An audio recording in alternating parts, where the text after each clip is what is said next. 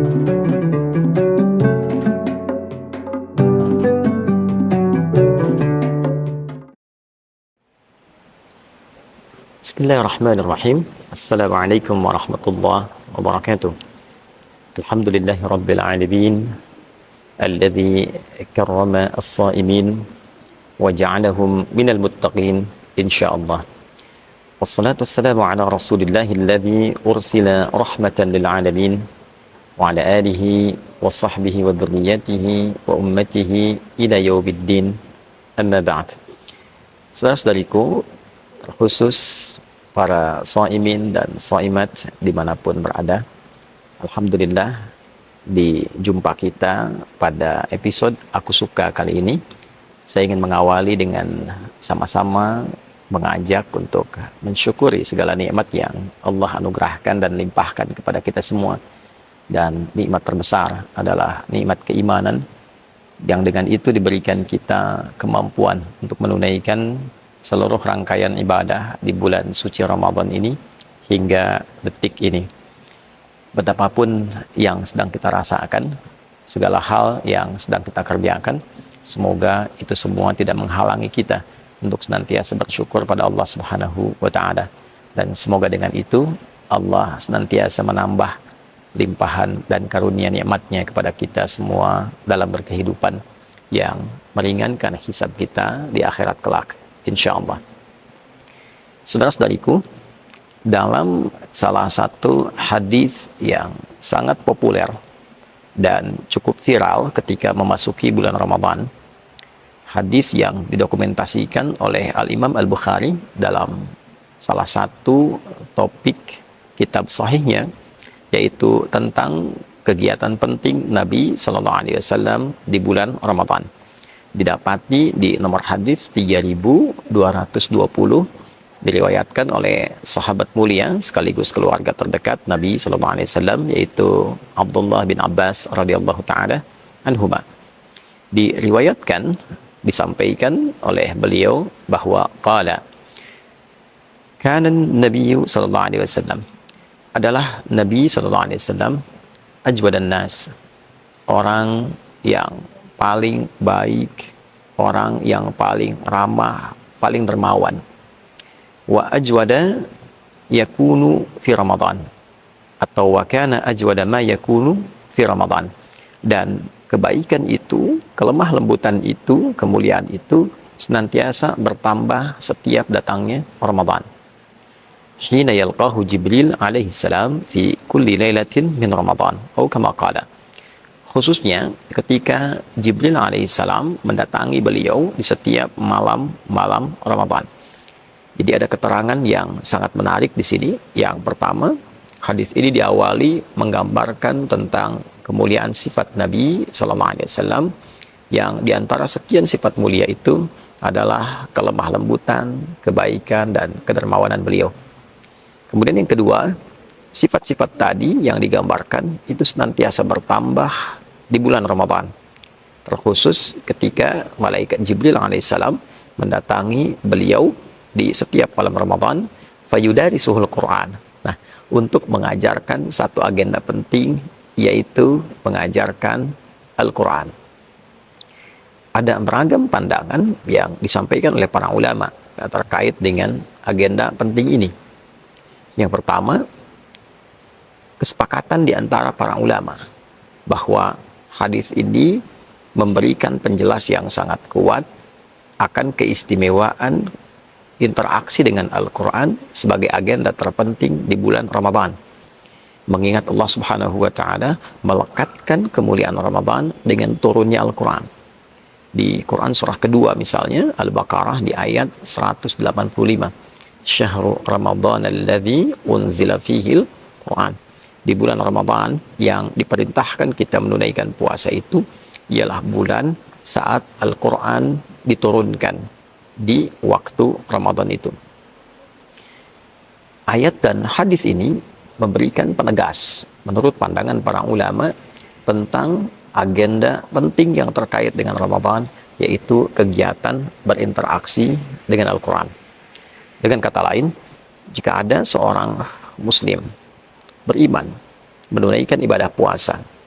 Dia berpuasa dari mulai fajar sampai dengan terbenam matahari di maghrib, hanya dalam waktu menunaikan puasa ini dan juga malamnya dia menunaikan tarawih, dia tidak mengisi dengan memperbanyak interaksinya dengan Al-Quran, tidak bersentuhan dengan mushaf misalnya, tidak membaca Al-Quran misalnya. Maka sementara pakar dari kalangan ulama menilai ada yang tidak sempurna dalam agenda Ramadannya, ada yang kurang berkah dalam kegiatan Ramadannya. Untuk itu sebagian menilai bahwa akan sangat baik bagi seorang muslim itu menjadikan interaksi dengan Al-Quran sebagai bagian pokok dari kegiatan Ramadannya.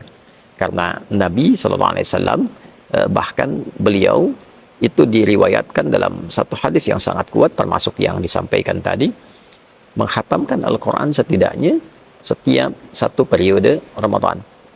Bahkan di akhir sebelum beliau wafat SAW, beliau menghatamkan Al-Quran sampai dengan 2 kali. Jadi memberikan kesan bahwa Al-Quran adalah agenda wajib yang dilakukan oleh Nabi SAW saat berada di bulan Ramadan. Saudara-saudariku, jika ada yang bertanya, bagaimana cara berinteraksi dengan Al-Quran di bulan Ramadan? Karena redaksi yang ditampilkan dalam hadis tadi adalah yudarisul Quran, mengajarkan Al-Quran. Bisa mengajarkan bacaan, mengecek bacaan, melafadzkan ayat, bisa juga memberikan pemahaman atas makna, dirasah berarti mempelajari, mengkaji, memahami. Bisa juga menghafal, bagi orang yang ingin menghafalkan dia. Maka bila kita gabungkan ketiganya, kita dapati bacaan yang tidak disertakan dengan pemahaman, yaitu qiraah secara umumnya. Yang kedua, kajian yang menyertakan bacaan terbatas namun meluaskan pemahaman di dalamnya, disebut dengan tilawah. Dan yang ketiga, upaya untuk menghafalkan Al-Quran lafzan secara lafadznya pun bila memungkinkan disertai dengan makna. Itu yang disebut dengan tahfidz. Dari ketiga ini kita bisa batasi bagian pertama dulu untuk jumpa saat ini, yaitu bagaimana mengagendakan bacaan Quran secara positif dan efektif sehingga bisa berhasil saat sampai di akhir periode Ramadan. Teman-teman, ada beragam cara yang dilakukan masyarakat. Terkadang juga sesuai dengan tradisi dan kebiasaan di beberapa tempat. Ada yang berkumpul dengan halaqah, ada kajian untuk ibu-ibu khusus membaca Al-Quran, bagus. Ada para ayah berkumpul untuk membaca Al-Quran, bagus. Di sini ada 2 hal yang digarisbawahi dalam hadis yang dimaksudkan. Baik itu bacaan ataupun juga pengkajian, pun demikian dengan hafalan, selalu garis utamanya adalah ada guru yang membimbing. Sehingga dalam hadis ini diberikan penekanan Jibril alaihissalam memberikan pengajaran kepada Nabi. Hina yalqahu Jibril alaihissalam fayudarisuhul Quran. Ketika Jibril alaihissalam menjumpai Nabi SAW, lantas mengajarkan kepada beliau Al-Quran. Nah, memberikan pengajaran artinya ada murid, ada guru. Mendapatkan pengajaran dari murid kepada guru. Ini memberikan sebuah kesan yang sangat kuat bahwa yang dituntut dalam Islam, dituntut dari Al-Quran bukan berapa banyak harus dihatamkannya. Nabi bisa saja menghatamkan selama periode Ramadan 5 kali, 10 kali, 20 kali, 30 kali, seorang Nabi, Rasul. Tapi tentu alasan pertamanya, jika beliau menghatamkan dengan durasi tertentu, maka itu akan menjadi sunnah. Sehingga tidak ditunjukkan banyaknya khatam, sehingga tidak memberikan beban kepada umat di kemudian hari. Seakan-akan kalau khatam 10 kali, sunnahnya mesti 10. Ya.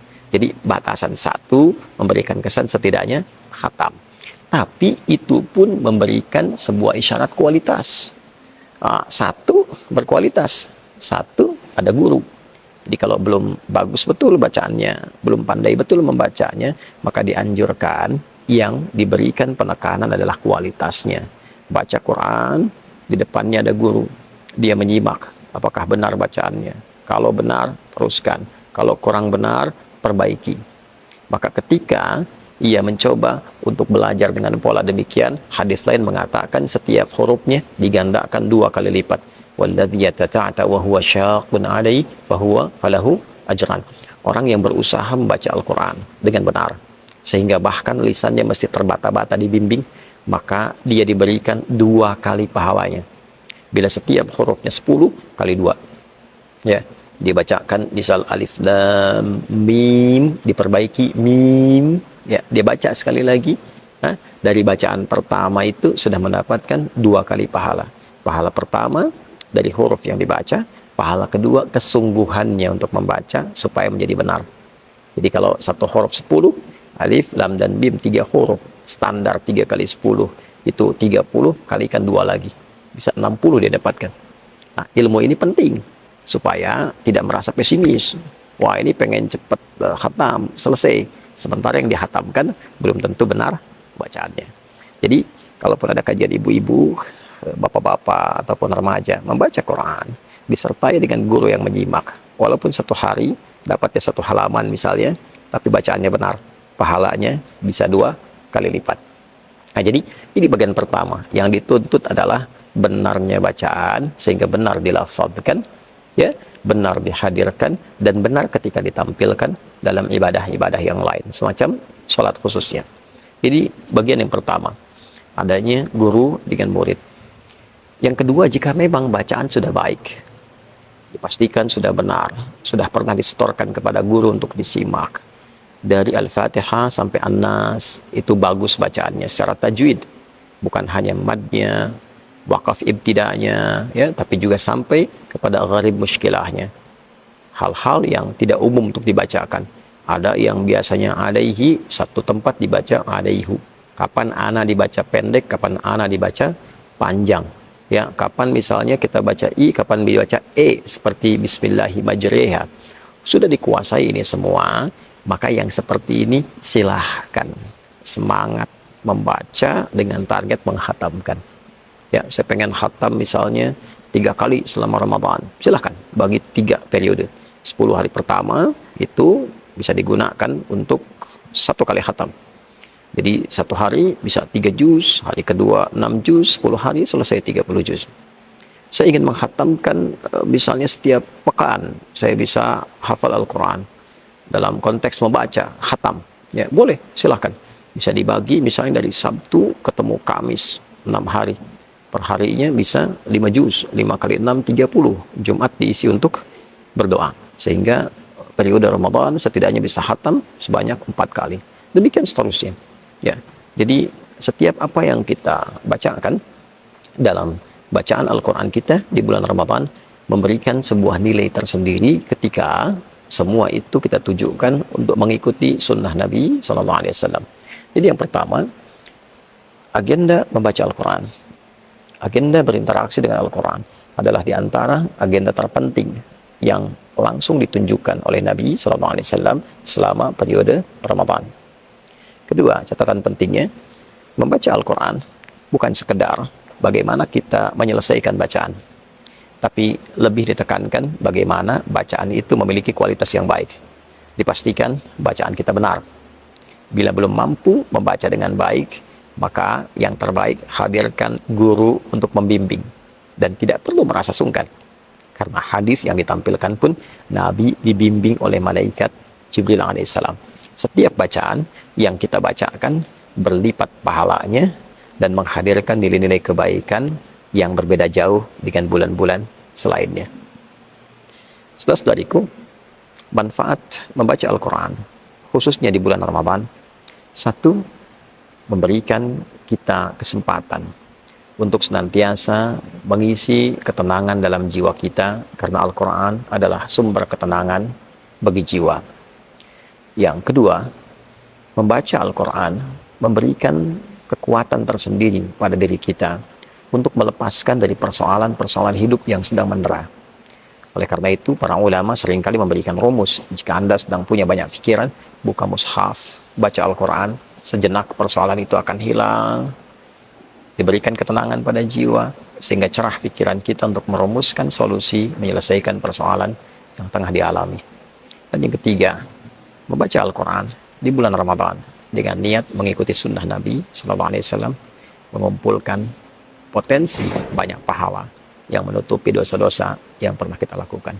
Semoga kita diberi kekuatan untuk senantiasa bisa berinteraksi dengan Al-Quran, mampu menjadikan Al-Quran sebagai teman di dunia dan syafaat bagi kita di akhirat kelak seperti yang dijanjikan oleh Nabi SAW.